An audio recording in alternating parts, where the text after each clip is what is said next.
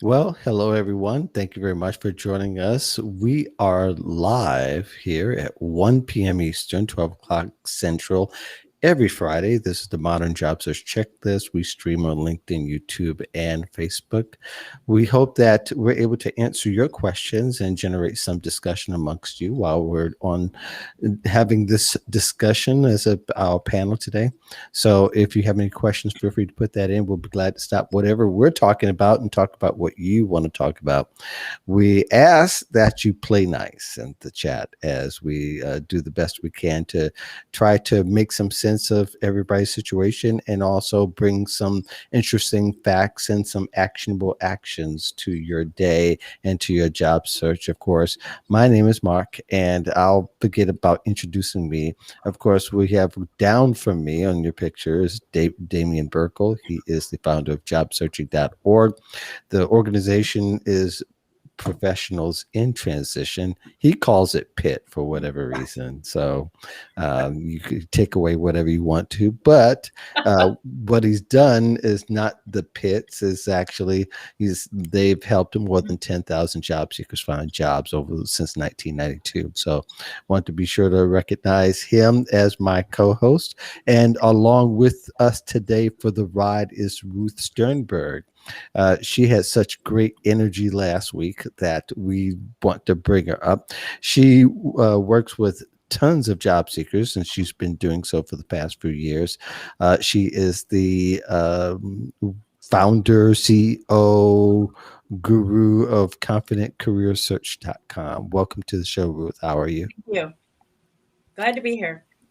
Well, we're glad that you're here, and for some reason, my graphic is not showing your accomplishments. So we'll take it. She's very accomplished. I checked her out. It took me 2 days to do so. So we'll get on with the show. There's a lot of things to talk about that's going on in the job search, and one of the things that I just want to be sure we cover. Of course, even though there's a lot of jobs and there's a lot of job seekers and there's a lot of opportunities, doesn't stop the show for people not having the skills that they need or having the knowledge that they need, because job seekers who are not ready will be not ready job seekers, of course. And one of the things that I want to talk about, and kind of as an example, is a tweet that happened last week where someone had tweeted in talking to CEOs who said, and I'm trying to pull up the tweet here, but generally it says that people were saying the reason why they left their last job, and said that they left their last job because their current position wasn't offering remote situations, or weren't, or was only offering it to have remote 3 times a week as opposed to 5 days a week. And not that the motive is all bad. In fact, I think there's a good portion we could safely say that moved because of the remote situation where there was no remote at all. But this is a case where it might be too much information for the employer to know, even though that might be your true motive for doing so. So let's talk about this a little bit. That maybe that being transparent doesn't mean that you throw your pearls to swine, so to speak. In other words, what you may consider something that really means a lot to you, is it going to necessarily mean something that's going to be meaningful for the employer? Therefore, the employer will have a bad impression of you. And Ruth, I like to start off with you. Of course, Sure. you can talk a little bit about your experience and how people can say things that can disqualify them, even though Sure. they may be well intended. Well, here's the thing, folks. You, first of all, do not want to say anything that could possibly cast doubt upon your candidacy. Mhm. Saying that you left a job because some circumstance was not to your liking, whatever it was. Think about this for a minute. If someone said that to you, you probably would think, oh, this person's probably high maintenance, or this person's only in it for themselves. Mhm. Everything that you talk about to an employer should reflect the fact that you are there to help the employer, period. And Mhm. it's always better to talk about leaving a job in more neutral terms. For instance, there was a departmental reorganization and my position was eliminated, or the goals of the division changed, and I didn't see any room to really do the kind of work I was doing before, and I really liked the work. Mhm. So I decided to look for a new opportunity. Although I love my old company. You know what I mean? Yeah. You Yeah. have to think through, if you people were laid off obviously during COVID. And I think we get that. We totally get that. But if you have a circumstance that you're afraid of, you really should figure out what you're going to say before you ever start going for interviews. Mhm. And just remember, it's about them, it's not about you. Yes. And Damien, you've had the pleasure of interviewing thousands of folks over your career. Um, I'm sure you've heard some pretty good explanations that really had nothing to do with someone's skills and had to do more with their agenda. Absolutely, and I agree with Ruth 100%. Uh, I have heard some doozies in terms of what people say Hmm. Mm, to self sabotage themselves during an interview. Some people feel that they have to be 100% honest. And I'm not saying be dishonest. I'm saying that you should be prepared for any question that you get well in advance, and it should be rehearsed and polished. That's just a very astute way to be prepared for any type of question that may get asked.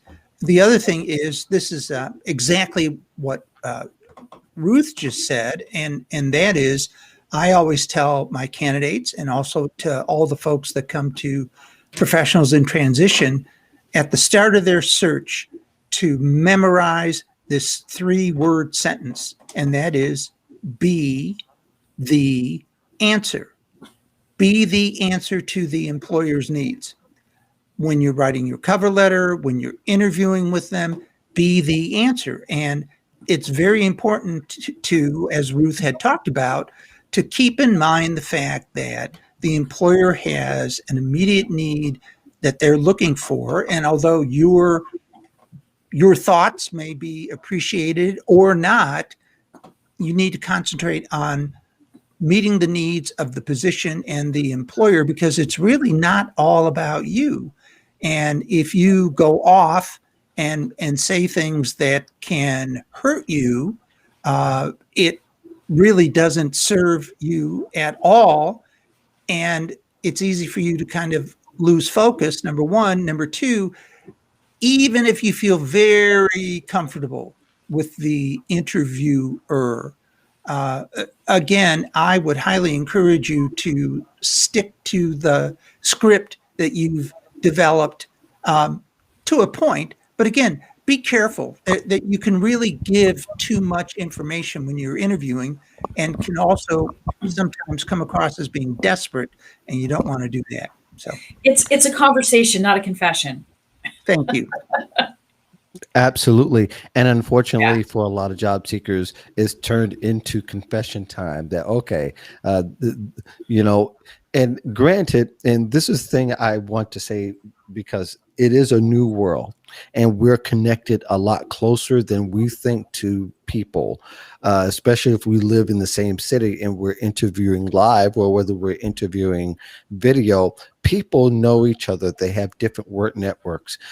I would say, even when you interview with someone, check out who they're connected to, Good idea. because if you say one thing and somebody checks out your story and it ends up being another way, because there's no way to stop someone disclosing why they're why you may be seeking another job, that they can tell the truth, or they could tell something that will contradict. And I've seen situations where there were people were connected and they they interviewed for the same job, and one tries to tell about the other one, and that Ooh. becomes a very funky situation. There's the other situations. Well, one other where I knew for sure because this person was a client back in the day when I had clients a few years back, is that this person interviewed with another person who was really close to the person that she worked for, and they had two different explanations, and that becomes very interesting. So you have to be thoughtful, you have to be strategic, and I use those two words a lot because it is something that most people tend not to do. They think that they can just interview and walk right in and think they can sell their way to a position, even though there are people who are successful, and that's an awesome skill that you have, but that's not going to particularly work for every situation now, especially when we have a world where you can go and see what an employer is thinking on LinkedIn or Twitter or some of the others. You can go to the press, or you can go to even an employee to find out what that person thinks. But don't be mistaken that just because you're at a different company that you're in this bubble that won't break, because people know each other, connected in different ways. Ruth, in your particular instance, I'm sure you work with clients, and one of the hardest things that I remember, and even working with my job lab now, one of the hardest things is for people to understand the gravity of what they say. If the less words you use, the better when you're trying to give this explanation, right? That's right. Yeah, I there are a lot of people I encounter who say, well, I'm great at interviewing. I don't need any help with it.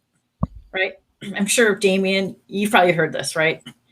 Well, then when you throw them a question and say, oh, so how would you answer this? They talk too long. They veer off the answer that they're supposed to be giving. They don't stay within the parameters of the question. And I don't think they really understand what the purpose of the interview largely is. They don't really want your whole biography or anything. An employer generally wants, I tell people this, by the time you get into a situation where maybe you're a finalist with a few other people, Mm-hmm. you at least are as technically competent at the job as the other people. Okay. Mm-hmm. They know that. What they want to know about you is, can you get along with other people? How do you handle failure? What's your personality like? How do you think? They want to know that you are culture fit for their team. Mm-hmm. That's how you're going to get picked, is that you're the one who shines. And also you might have something extra to bring to the position that you might want to look for an opportunity to talk about. So you just have to talk and then be quiet. And I always instruct people to say, if they're very unsure about their answer, to just say, does that answer your question? Mm-hmm. Good. Because then you are giving that other person a chance to get more from you if they need it. Mm-hmm. Yeah. And people think that because they can talk, they equate that to being able to interview, when being interviewed is far more thoughtful than you have to be. And because what you say has weight, everything you say in an interview has weight, and could either be misconstrued or could be encouraging. And, you have to kind of choose what kind of thought you're going to portray to be more encouraging side than to be more intrigued. Damien? Yeah, what I was going to say is another way to phrase what Ruth said, and I'll tell you a quick story, but first to the point, and that is when you say, did I answer your question? Or when you're doing your 30-second commercial, stop, smile, and look at the person and say, what else would you like to know about Damien Burkle? What you have done is you have given the interview back to the person who is interviewing you. You have passed that control back to them, and they will lead you. They will tell you whether they want to know more about you, or they will ask another question regarding whatever you were just talking about to help clarify that. And by bouncing the interview back to them, keeps it within the framework, you're on the rails, and gives that person an opportunity to see that you can make a point, you can answer a question, and you don't wander all over the place. We had a member of professionals in transition, director level, who insisted on jumping in whenever they were interviewing, whenever he was interviewing, to show the HR person that he knew more than her, and then would get as high as the hiring manager and would do the same thing. And I would say, you can't do that. You need to give control back to those that are interviewing you. Well, here we are 3 years later, he finally learned and he got a job. So I'm telling you, Go a ahead, lot Ruth. of interviewing is complex because it isn't just like taking a quiz or something. You are telegraphing to those people who you are. Mhm. They're getting a lot out of talking to you, and they might not even be conscious of it, honestly. But they're learning, like, do you respect people? Do you give them time to talk? What, how do you deal with situations with people with you? How do you? I mean, there's a lot going on there to unpack. Not to make you terrified or anything, but it's right. Am I Yeah, right? right. Yeah, you're absolutely right. And I think the other side of that is that don't assume that the person that's interviewing you as a hiring manager has the right personality to deal with you, because if they feel like they can't manage you, they will say no based on, because like in the case of Damien's client, in the sense that their personality is so overwhelming or they're so out of control. It depends what narrative you want to give off. So it could be that, as well, as that you do have people who don't interview well because they don't have a lot of experience, and that they're easily intimidated. And you've got to also be able to listen enough to be able to get that information, because if you're more interested in giving information and showing who's the boss, or why you're trying to sell yourself, let's just say, you can also chase people away, because then you're really not a fit, because that person feels like they won't be able to communicate in a way that's going to be effective and productive. Ruth? Oh, totally. I mean, I have nothing to add to that. I mean, and I do want to say though that it makes you sweat. I mean, the whole thing, right? That's Yes. why having a strategy is really important. And I think Damien's alluded to this before, maybe even last week. You have to have kind of a structure to how you answer these questions, right? Mhm.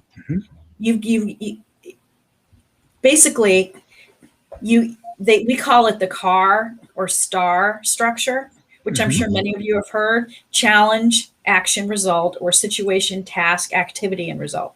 Basically, what that means is, quite simply, somebody asks you about a scenario that you may have encountered, or how you view a situation, and you can tell us an anecdote about a story about it.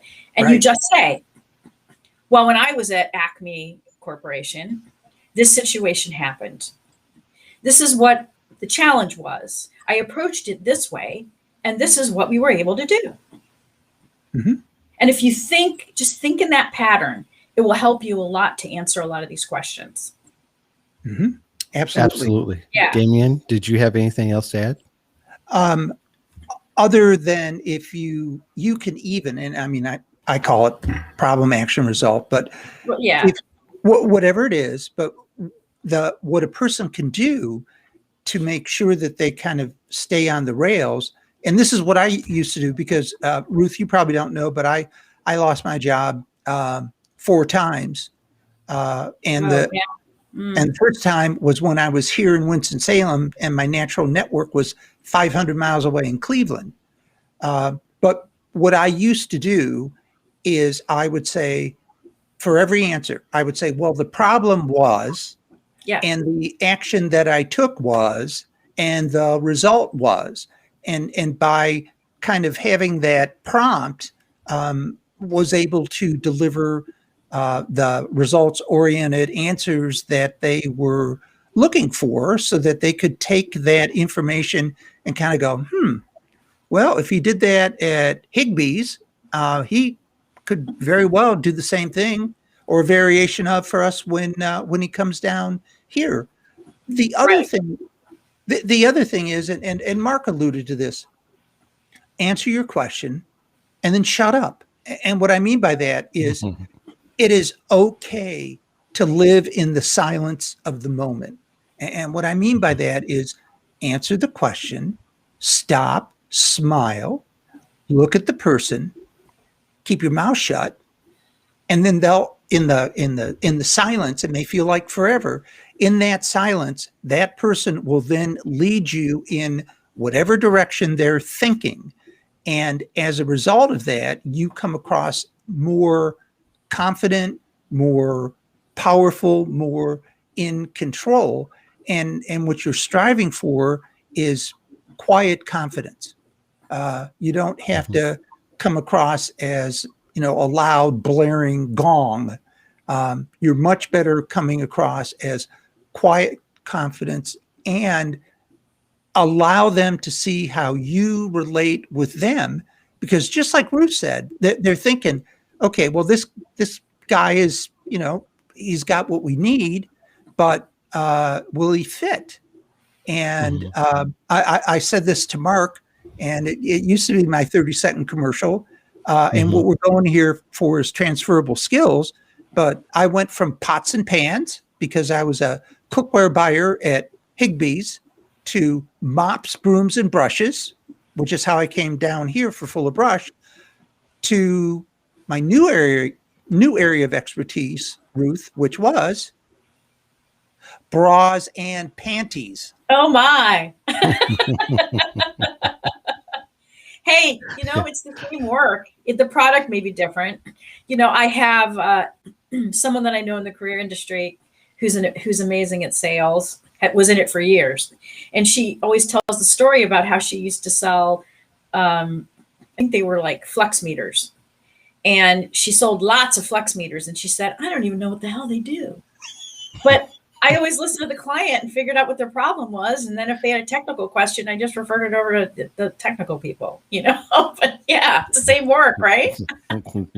Yeah, absolutely. Yeah, it is. And if you communicate it properly, you can make it a seamless transition, which is something that an employer is going to want to hear, is how will you get from here to here, give from there over to here, to my wheelhouse, and to be able to speak in a language that you may not have to know everything, but there needs to be some familiarity and some homework that you've done to show me that you really care about my company and care about what we do.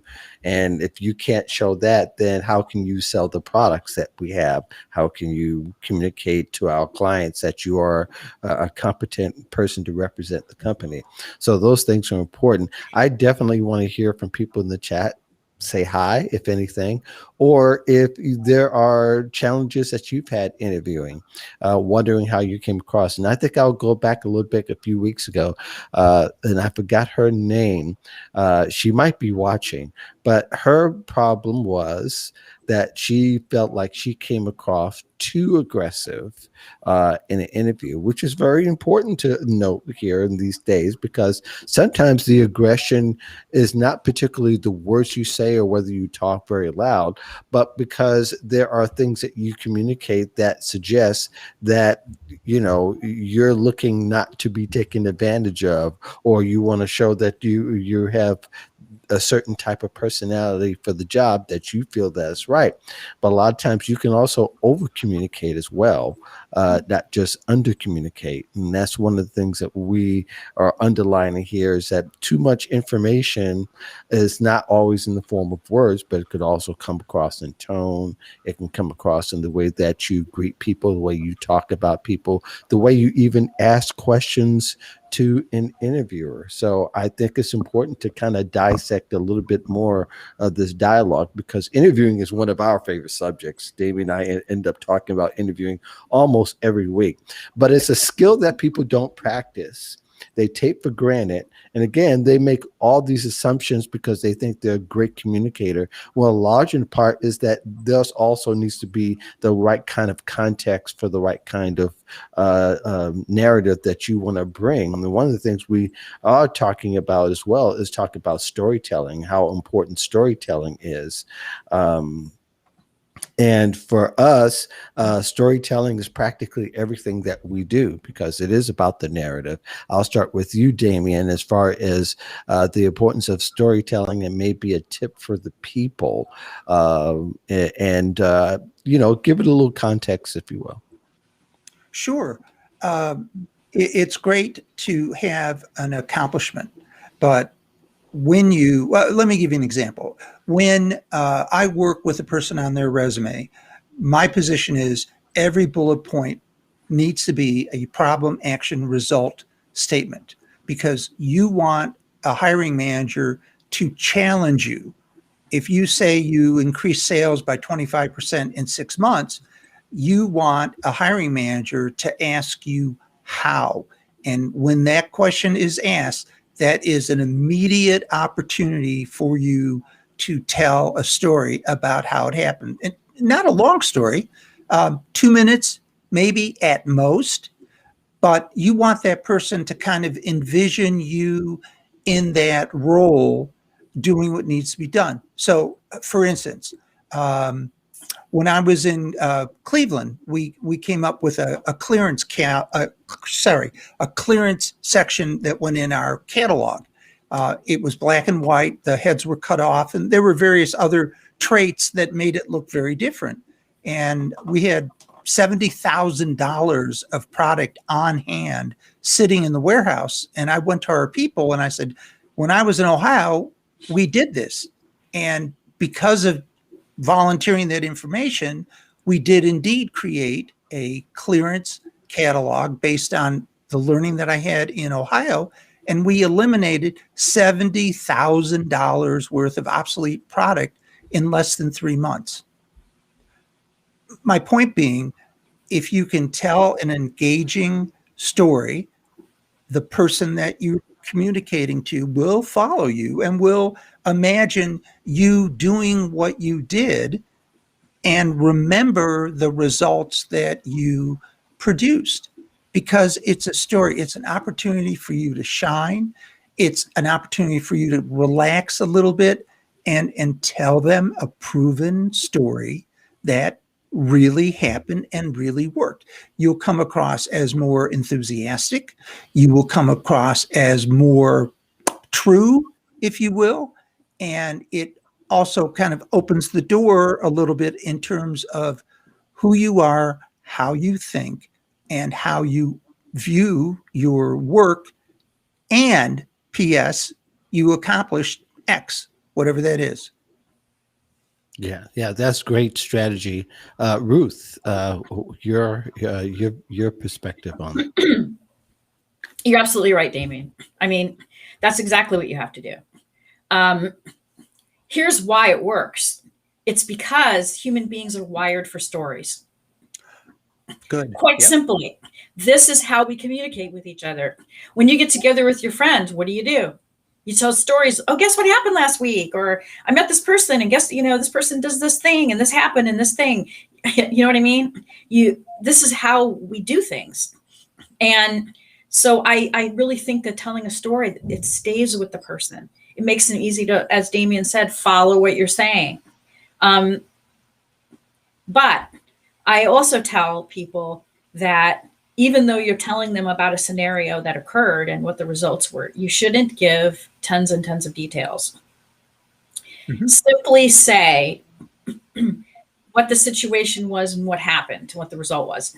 You don't have to go on and on about, well, this is what happens. People will start giving all kinds of side background they'll start telling about a situation and then they'll say, but really it started over here when this other thing happened. And oh, by the way, and then the person's lost. Right. Try to think in a straight line. I'm just going to say what happened, what the result was. And then that's your opportunity to say, is there anything else you'd like to ask me about that?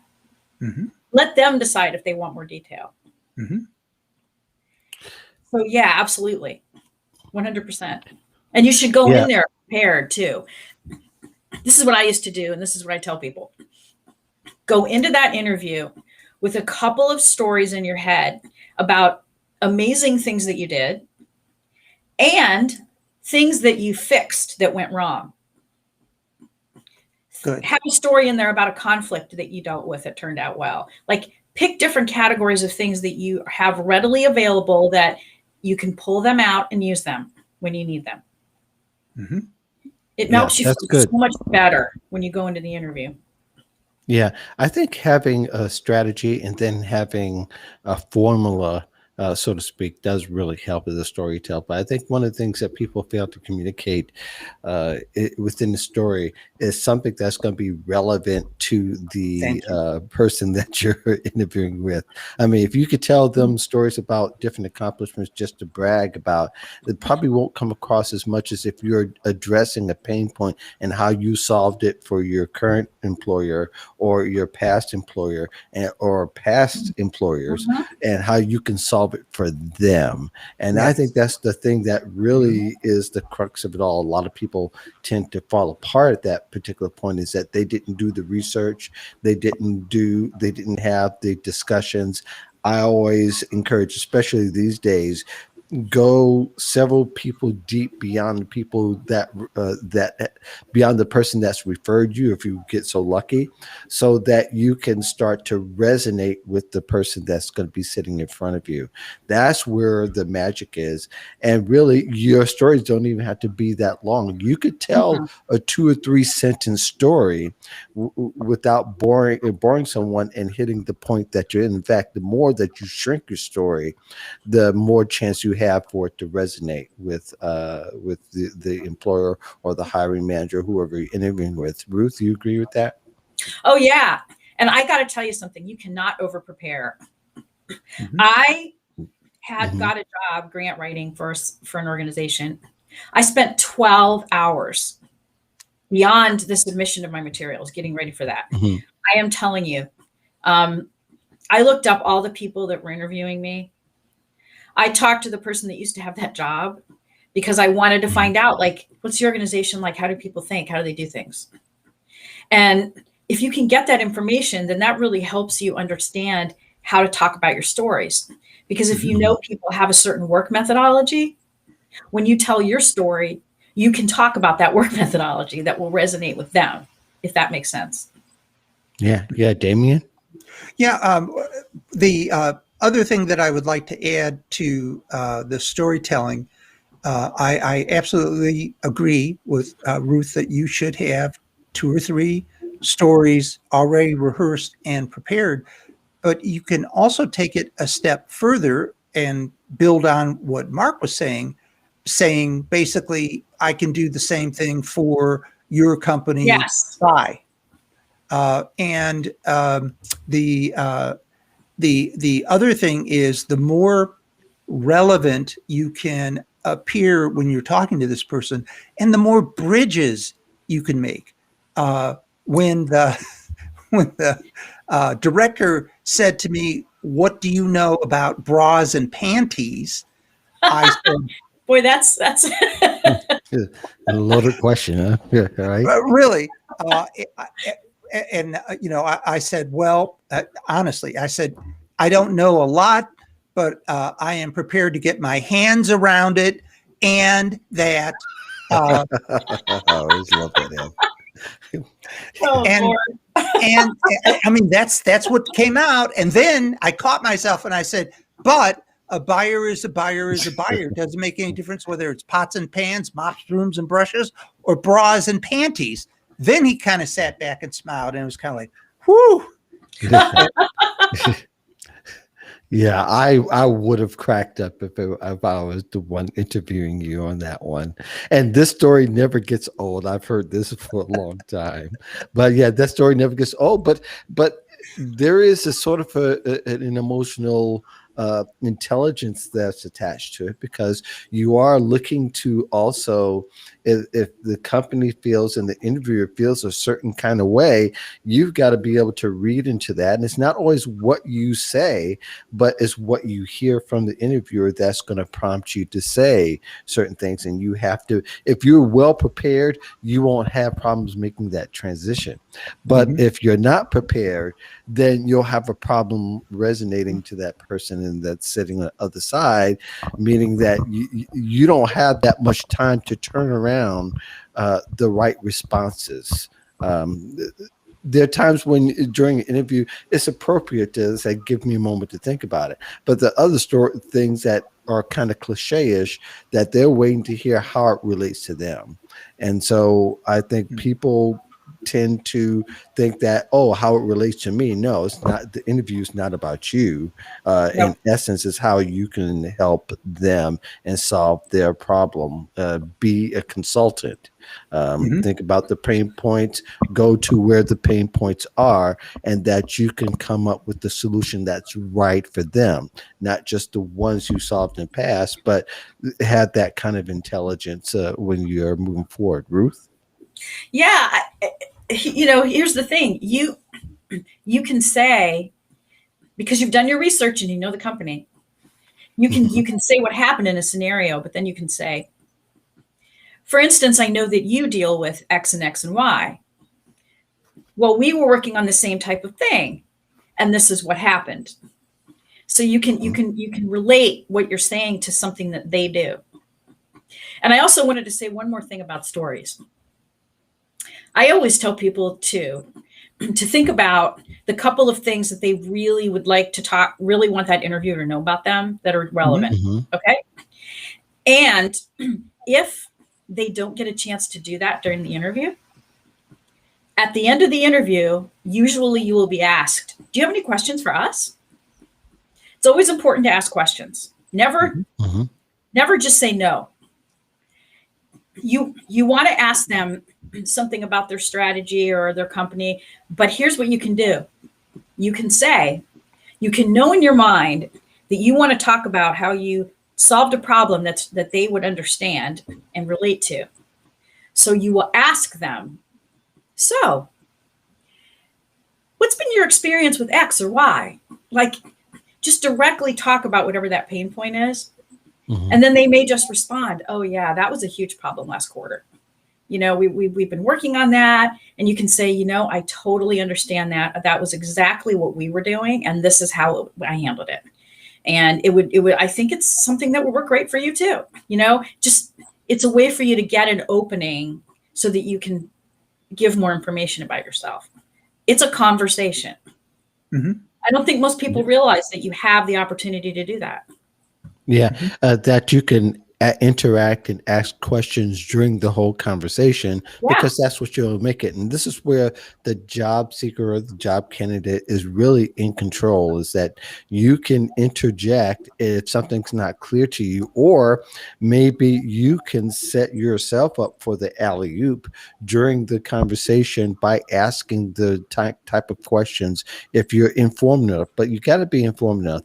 Here's an Yes. example, and I want to bring this question on because I think this is an example of where you could gain some intelligence during the conversation, is about salary negotiation and not knowing what it is, not knowing what the hiring offering is going to be.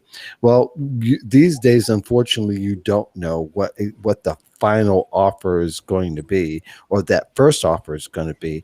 But doing the research, if you're doing the research beforehand, which doesn't stop at looking at Google, looking at all the surveys, that you are, if possible, even asking people what the salary range might be for a position like that. But here, let's go a little bit deeper as to how people can kind of get a really good idea of what a salary or what a salary could possibly be, other than asking them what is the salary.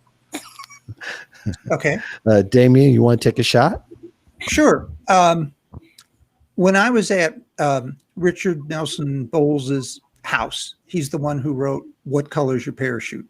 And we got talking about salary. And he said, this takes a little work, but if you can find out in advance what the lowest amount of money that a director is making to the highest amount, and then the person that would report to you, if you can figure out the lowest amount that they make and the highest amount they make, then the difference between the highest that the person that would report to you makes and the lowest that the director that you would be reporting to makes gives you the margin, if you will, for your salary.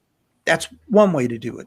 And there's multiple ways. I mean, like you said, Mark, the best thing is if you can find people in the organization that you're going to interview, or sometimes even better, at a competitor, and poke around a little bit and see if you can get a feel. And really, Tina, what you're looking for is you're looking for a salary range, and there's multiple ways to get it. That's the one that takes the most work, and it's probably going to be closest to the actual range. But you can use salary.com, and there's various others. But when you go into that interview, Tina, you want to have that range.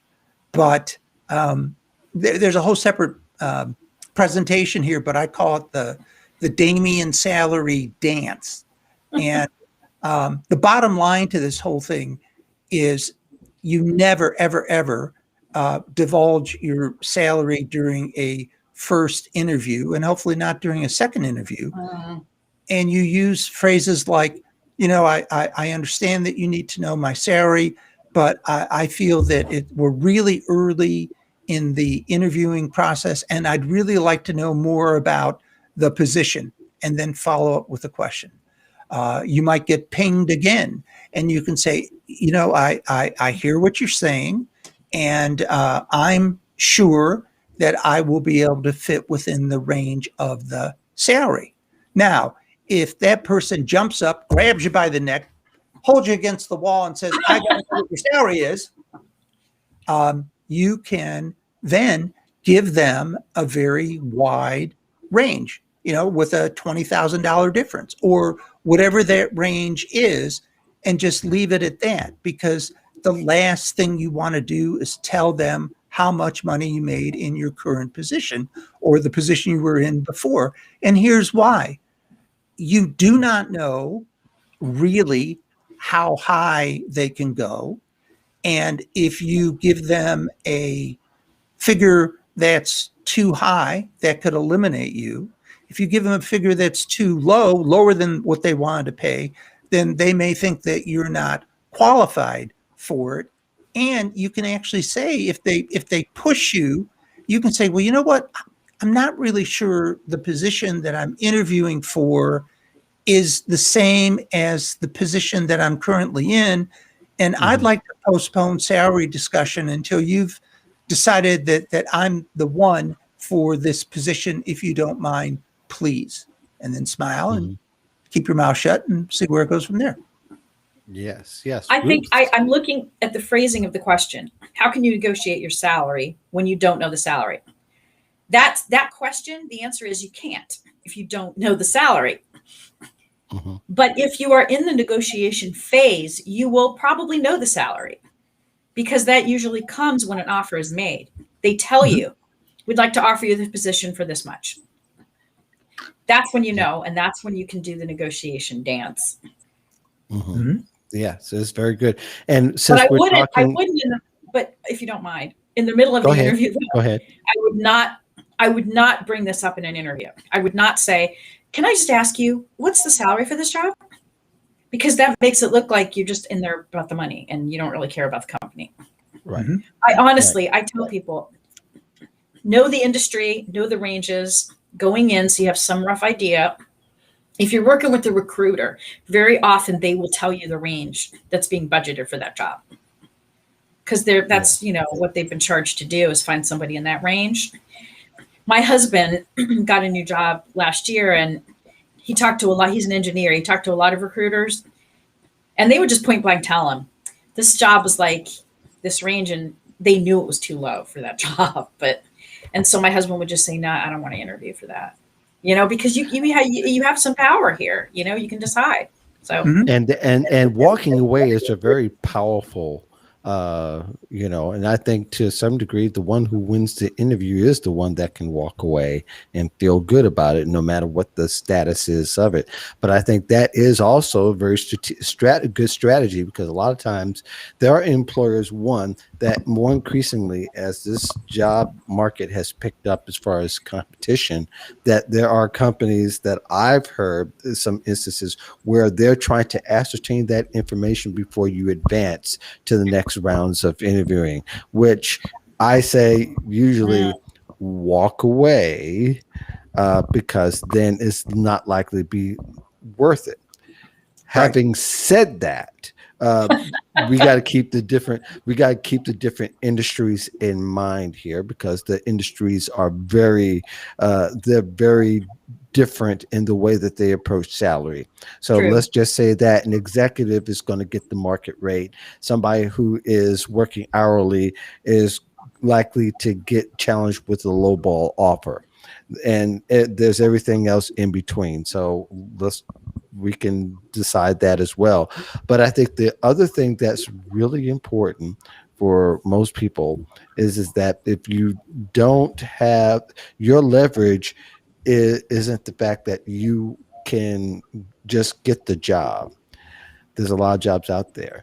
The job market is changing because now a lot of people are getting regional salary offers as opposed to the corporate salary offers of Right. where the Right. offers Right. are. Yep. Oh yeah, So where yeah. somebody's doing video interviewing, what's new is, and what a lot of surveys are not pinpointing yet, is if you're interviewing with Google, you live in Iowa, Google is in San Francisco and New York and some of the bigger cities, you're not likely to get that offer at this particular time.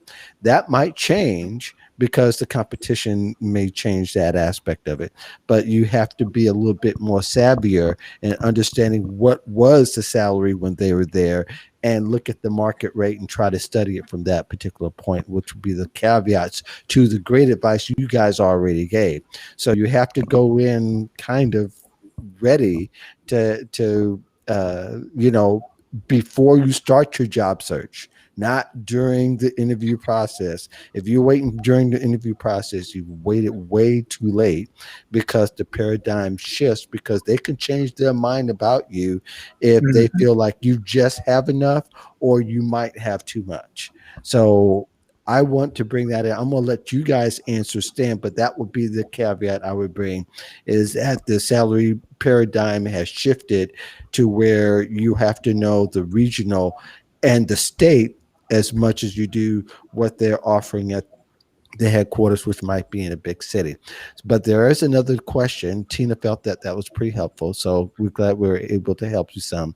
Uh, Here, I'm just trying to get this prompt to act correctly. It says, what would you do if you feel like the recruiter is not engaged with you, not really listening, but rather just going through the motions? Great question, Elaine. Elaine is one of our regulars that comes to the show and every week.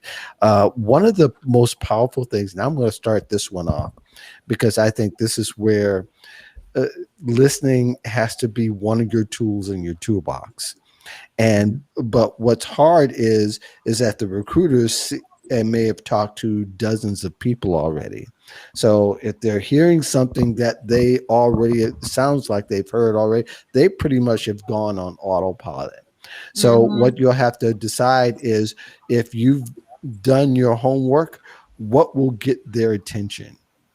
Mhm. And I like to use this example of someone that I know that used to be a missionary over in London, where there's a whole lot of other different types of people and races and ethnics, and how he used to come across his message by dealing with the people who are walking by.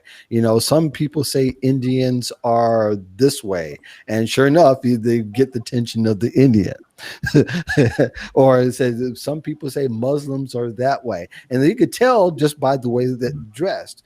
Point being is that you've got to look at the individual and kind of understand where they're coming from, but you don't get to know that in a job situation unless you're able to do the background information, with the interviewer. And supposing you don't, by the other questions that you're asked, you can get to know them as well. But that's one way to kind of engage more of a conversation, is just meeting people where they're at as far as you understand it. Do you have some tips, Ruth, for Elaine? Well, I think if you have some questions to ask, that might be a way to get their attention. Don't just go with the typical conversation, which is going to be, so I looked at your background. Here's the salary range for the job, blah, blah, blah, blah. Let me ask you about this. Are you interested in that? Ask them something. Think of some question that you can throw at them about the position or about them. I don't know. People do get, it's totally normal for somebody who's listening to all these people, one after the other, to get kind of like, right. And recruiters are often exhausted because they have so much to do. Mm-hmm. And I think a little bit of listening to them and asking a question could go a long way. They're humans like you, right? Sure. You could ask a question about the industry. You could ask a question about the job. You could even stop and say, boy, I'm like the 100th person you've talked to, huh? And I'd be like, that's a yeah. great, love that. They could say like, oh yeah, absolutely. Really, and you're like, well, I really appreciate this time that you're giving me. It means a lot to me. Yeah. Make sure you're listening. For sure. Make sure you're engaged completely and continually let them know that you're engaged. Damien? Empathy goes a long way. Yes, absolutely. Yep. And Ruth, you said exactly what I was thinking about empathy with the recruiter. I think that's very important. I think asking a question out of the ordinary might just jar them enough to pay attention. But also, Elaine, and we look forward to seeing you every week. And Tina, we're glad you're here along with everybody else. But the most important thing to remember, and I found this out the hard way when I was out of work, is, and I know you know this, but it bears repeating, a recruiter will not find you a job. It's not their job. They get paid by employers to find candidates. Correct. And what happened to me is when I was working, I get a call every other day from a recruiter. When I was out of work and I called those 10 recruiters, it was like, Damien, who? My point being is ask that jarring question to the recruiter. If that doesn't work, I would even go so far as to say, I'm listening to everything that you're saying. Am I the right candidate for this particular position? That's great. Yeah. And then the other thing is, if we know that a recruiter's job is to find people for a company, then I would go out and find other recruiters, but always keep the locus of control of your job search right here with you, because you need to lobby for you. And I know you know that. And recruiters play a part in this whole picture, but the more that you can do to help yourself, the more that you can network, the more connections that you can make, the better off you're going to be, because especially coming off of the pandemic, 80% of all jobs never hit the internet, meaning that by the time they actually get online, some of the top candidates have already gone in and met with people simply through their connections. So my point is, Elaine, if this particular recruiter is not meeting your needs, that's okay. Listen to them when they call, but don't base your job search around them. Just carry on and network. Which is not to say that you can't check in with a recruiter you've talked to a few times. Because my husband, there's a really excellent recruiter that he's worked with more than once, and they know each other pretty well. He would just call and check in periodically and just say, how's it going? Are you hearing back from people? Like, what's happening? Just to see, Yeah, I really believe that uh, um, it's important. One is that you make sure that you are dynamic in your approach as you talk to people. If people will turn off if they feel like they're hearing the same monotone, predictable answer. And so, why are you leaving this company? They say, "Well, I really want to expand." You got to be a little bit different, and you got to be with. But secondly, I think the engagement starts before the interview. The more you can engage someone before the interview Oh, and yes. actually get away from the regular way of communicating in an interview, then you can get a little bit deeper than everybody else if you can start that conversation. You got to be creative. And I Mhm. think I'm, oh, yeah. the interview process, 75% creative in the sense that it's going to be contingent on your reactions, your responses, and the way that you come across and the kind of stories that you can tell. If you are consistently getting recruiters that are kind of zoning off or kind of finding you predictable, then you might want to take a look at yourself and maybe do some practicing with some people. Yes. Start to use the tools that are out there online to practice interviewing. And I know too, it could be a little tough, especially if your first rounds were video interviews. Then you come up with this other person. Now you've got to change the way you approach it completely, because then you're talking with a human and you can't talk to a human the same way you talk to video. So I know that's a great big challenge, but I know that Elaine appreciates what we talked about. We're getting close to the top of the hour, and I won't go on because we got so involved in the first two questions. The third question we'll just leave for another time.